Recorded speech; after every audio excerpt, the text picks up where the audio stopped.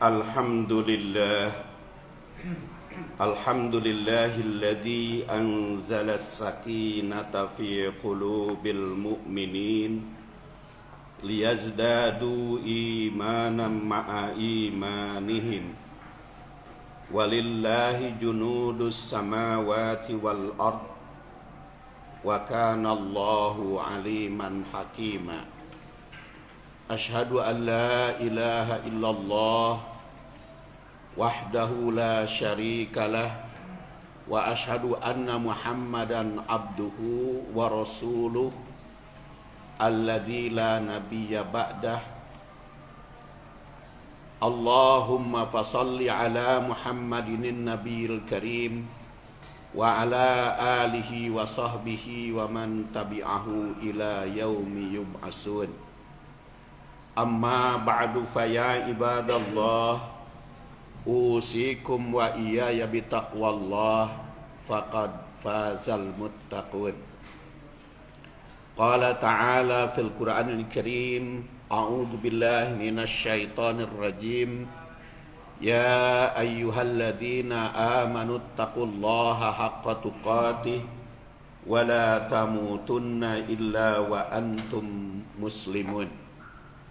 Wa qala ta'ala huwallazi anzala as-sakinata fi qulubil mu'minin liyazdadu imanan ma'a imanihim walillahi junudus samawati wal ard wa kana Allahu aliman hakima.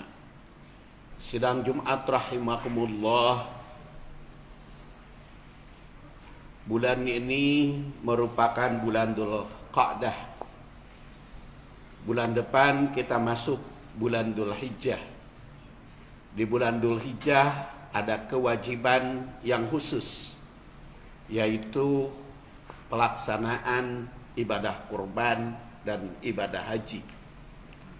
Ibadah haji pertama kali dipadukan kepada Rasulullah SAW itu adalah tahun ke-6 Hijriah.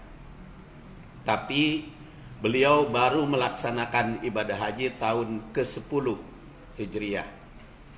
Dan tahun ke-6 sudah siap-siap kaum muslimin untuk melaksanakan umroh.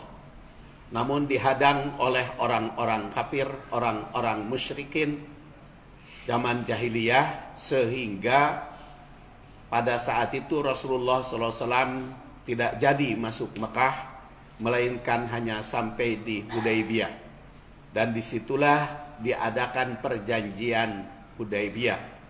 Dan tahun depannya, tahun 7 Hijriah, baru beliau dan kaum muslimin bisa masuk kota Mekah untuk melaksanakan umrah.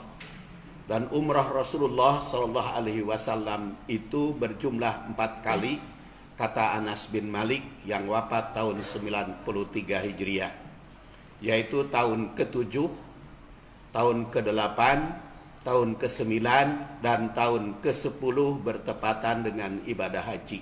Dan seluruh umroh yang dilaksanakan oleh Rasul dilaksanakan pada bulan Dzul Hijjah, bulan Dzul Qa'dah maksud saya, kecuali yang bertepatan dengan ibadah haji. Beliau laksanakan di bulan Dzul Hijjah. Sidang Jumat rahimakumullah, dengan diadakan perjanjian Hudaybiyah antara kaum muslimin, Rasulullah SAW dan orang-orang musyrik, maka mendatangkan rahmat dan mendatangkan keuntungan bagi kaum muslimin. Justru dengan perjanjian itu, yang tadinya orang-orang musyrik ingin mendapat keuntungan, tapi justru Rasulullah SAW dan kaum muslimin mendapat keuntungan. Keuntungannya adalah bisa berdakwah dengan tenang. Sejak tahun ke-6 Hijriah, kaum muslimin atau masyarakat berbondong-bondong masuk Islam, sehingga diistilahkan afwajan, berbondong-bondong masuk Islam. Dan disitulah Allah Subhanahu wa Ta'ala menganugerahkan kenikmatan yang tiada terhingga yang diterima oleh kaum muslimin. Dan dengan kenikmatan itu, maka dia mendapatkan ketentraman yang cukup banyak. Dan ketentraman yang cukup banyak bagi kaum muslimin, akhirnya imannya bertambah kuat. Itulah yang tersirat dan tersurat dari surat Al-Fath ayat 4 yang saya bacakan tadi pada muqaddimah. Huwallazi anzala sakinata fi qulubil mu'minin. Dialah Allah Subhanahu wa taala yang menurunkan sakinah fi qulubil mu'minin pada hati orang-orang mukmin. Liyazdadu imanan, supaya mereka bertambah iman, ma'a imanihim, beserta iman yang telah mereka miliki. Walillahi, dan kepunyaan Allah, junudus samawat, tentara langit, wal ardi, dan bumi. Wa kana, dan adalah Allah itu aliman, maha tahu, hakiman, dan bijaksana. Sidang Jumat rahimakumullah, ayat ini memberikan informasi kepada Rasul dan kepada orang-orang yang beriman, dan termasuk juga kepada kita, bahwa sakinah, ketentraman yang dialami oleh orang-orang mukmin itu sebetulnya diturunkan oleh Allah Subhanahu wa taala. Kalimat diturunkan menurut At-Tabari yang wafat 310 Hijriah, karena Allah Subhanahu wa taala berada pada posisi tertinggi, posisi di atas, sehingga istilahnya diturunkan kepada orang-orang yang mukmin. Dan fi qulubil mukminin, sakinah itu berada pada hati orang-orang mukmin. Sakinah itu adalah ketentraman, ketenangan, kehidupan yang tenang.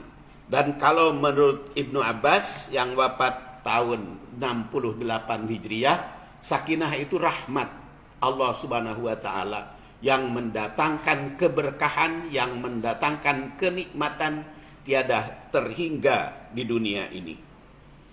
Liyazdadu imanan ma'a imanihim, supaya dengan ketentraman itu, iman yang dimiliki oleh orang-orang mukmin itu bertambah terus.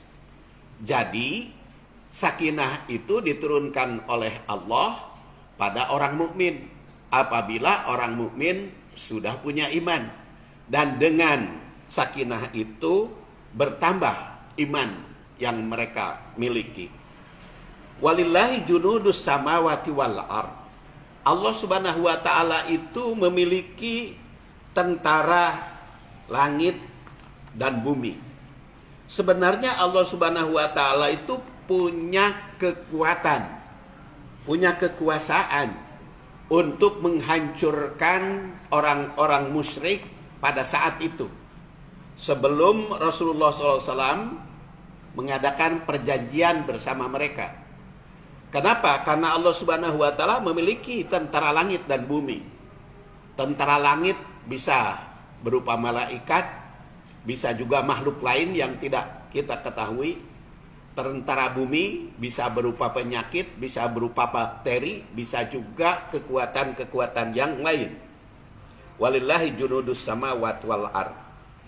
Jadi kata Ar-Raji yang wafat 1210 Hijriah, sebetulnya Rasul itu Allah Subhanahu wa taala itu bisa untuk menghancurkan orang-orang musyrik dengan kekuatan tentaranya, bahkan dengan tangannya sendiri. Tapi dia tidak. Allah Subhanahu wa taala tidak melakukannya. Karena apa? Karena kaum muslimin diperintah untuk berjihad, diperintah untuk berjuang membela agama Allah Subhanahu wa taala. Bukan berarti Allah butuh belaan, tapi orang-orang beriman itu ingin meraih pahala dari perjuangan tersebut. Maka Allah Subhanahu wa taala tidak menurunkan siksaan terhadap orang-orang musyrik itu untuk memenangkan kaum muslimin, melainkan Allah Subhanahu wa taala menurunkan kemenangan bagi kaum muslimin dengan tangan muslim itu sendiri. sebagaimana tersurat dalam surat At-Taubah ayat 14. Qatiluhum yu'adzibhumullahu biaidikum wa yuhzihim wa yansurkum alaihim wa yashfi sudura qaumin mu'minin. Perangilah orang-orang musyrik yang menyiksamu itu, yang mengusirmu itu, yang memberontakmu itu, sehingga kaum muslimin sulit untuk masuk ke Masjidil Haram. Perangi mereka. Yu'adzibhumullah, Allah akan menyiksa mereka biaidikum, dengan tangan kalian. Jadi Allah Subhanahu wa taala menyiksa orang musyrik yang menghalangi jalan Allah, yang menghalangi ke Masjidil Haram, itu biaidikum, dengan tangan orang-orang mukmin. Jadi kalau di dalam perjuangan ingin kaum muslimin menang, itu harus berjuang, harus berusaha sekuat tenaga agar mendapat pertolongan Allah.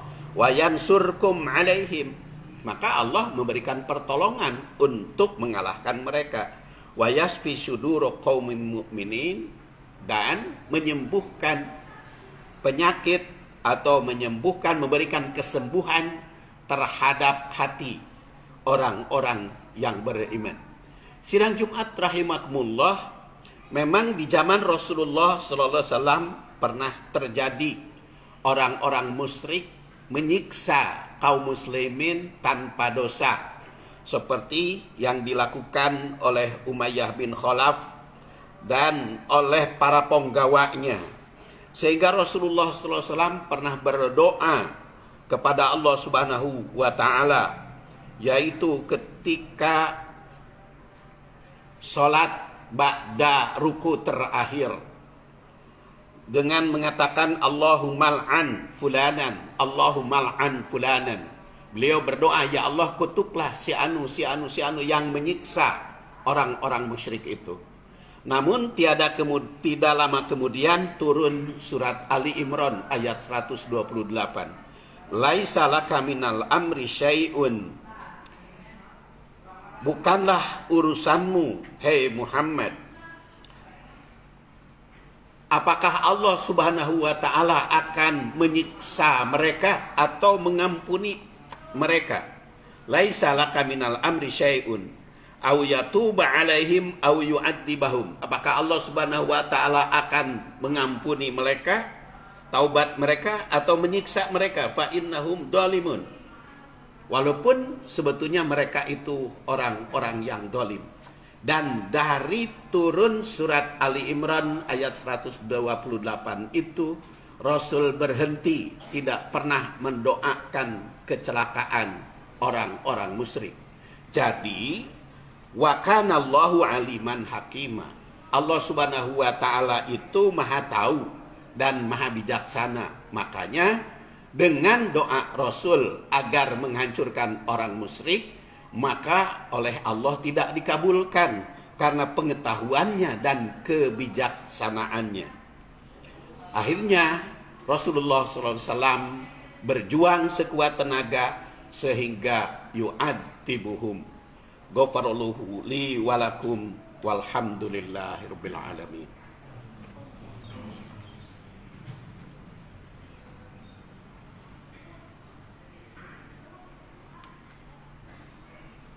Alhamdulillah wa kafa, wassalatu wassalamu ala nabil mustafa wa ala ahli sidqi wal wafa. Asyhadu an la ilaha illallah wahdahu la syarikalah, wa asyhadu anna Muhammadan abduhu wa rasuluh alladzi la nabiyya ba'dah.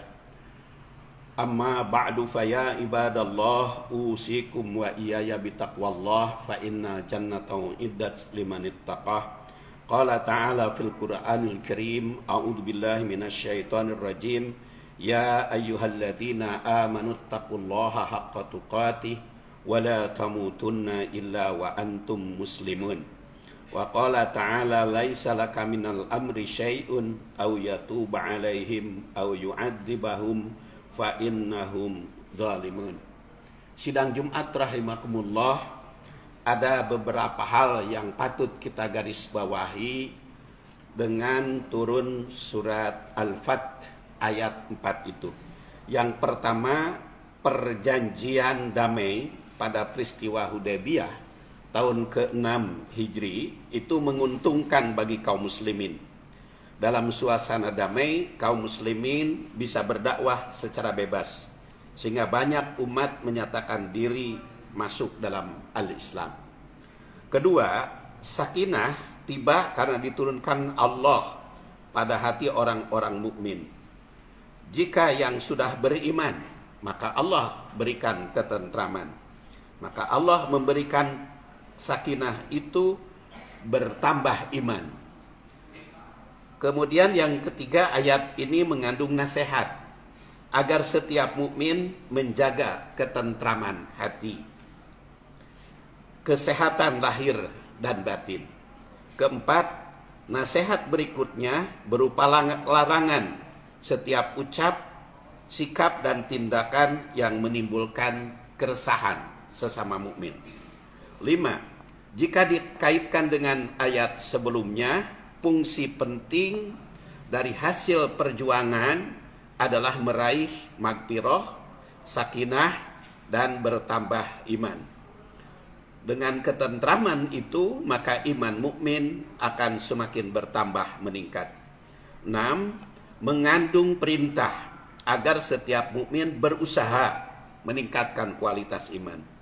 7. Mengandung larangan untuk bertindak, berucap, dan bersikap yang menurunkan kualitas iman.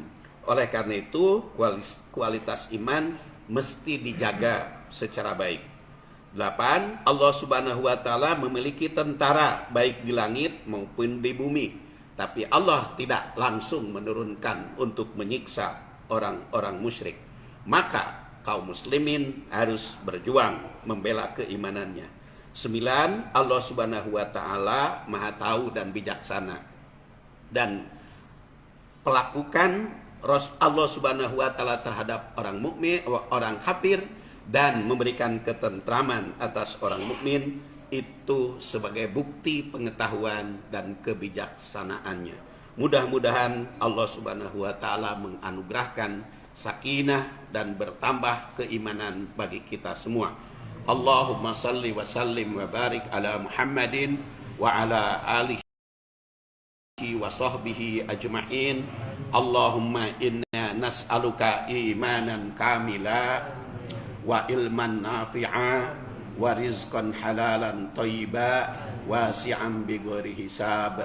Rabbana hab lana min azwajina wa dhurriyyatina qurrata a'yun waj'alna lil muttaqina imama. Rabbana atina fid dunya hasanah wa fil akhirati hasanatan wa qina adzabannar.